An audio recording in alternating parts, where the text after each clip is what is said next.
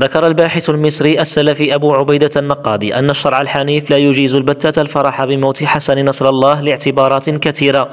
يقول أبو عبيدة إن فرقة الشيعة عند أغلب العلماء هم مسلمون ضالون مبتدعون، ويكفر العالم منهم إن كان داعية مخاصم يدعو لدينه، وإن أهل السنة للأسف الشديد مربوطين بميزان الحق عكس ما يفعله المعتدون علينا، حيث يتعاونون فيما بينهم باختلاف مشاربهم لمصالحهم الخاصة المشتركة. وأضاف أبو عبيدة: لا ينبغي المساواة بين اليهود والروافد كما جاء عند المحققين المعتبرين كابن تيمية وابن باز وغيرهما. وزاد المتحدث قائلا: إن البعض يستشهد بأقوال السلف على جواز الفرحة بموت المبتدع الداعية إلى بدعته، لكنهم يغفلون عن سياق الأحداث، وهذا ما يسمى بالقفز على المناطات، فموت المبتدع في سياق السلم ليس كسياق الحرب التي يخوضها الفلسطينيون والمسلمون ضد الكيان الآن.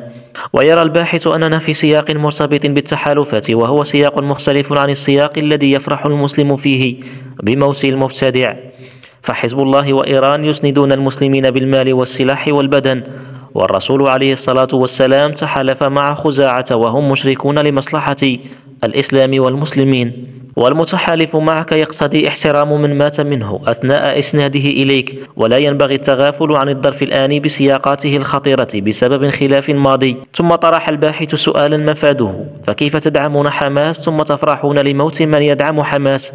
أليس هذا تناقض صارخ في المبادئ؟ فالموضوع كله مرتبط بالسابع من أكتوبر. إن التحالف القائم بين المسلمين وحزب الله تحالف ظهر أنه حقيقي وصادق بموت رؤوس إيران وقيادات حزب الله.